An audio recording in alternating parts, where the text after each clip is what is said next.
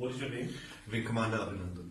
Okay. I hope you have been treated well over here with us. Yes, I have, and I would like to put this on record. And I will not change my statement if I go back to my country also.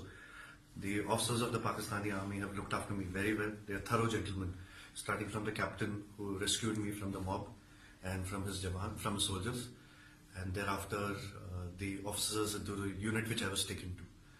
Okay. This is what I would expect my army to behave as, and I am very impressed by the Pakistani army. Okay, wonderful. So, Wing Commander, you hail from which place in India? Am I supposed to tell you this, Major? I'm sorry. I'm from down south. You're from down south? Yeah. Okay. And are you married? Yes, I am. You're married? Yes. Okay. I hope you like the tea. The tea is fantastic. Thank you. Okay. And now coming over to some specifics. Which aircraft you were flying? I'm sorry, Major. I'm not supposed to tell you this, but I'm sure you found the wreckage. And what was your mission? I'm sorry, I'm not supposed to tell you this. Okay. Thank you.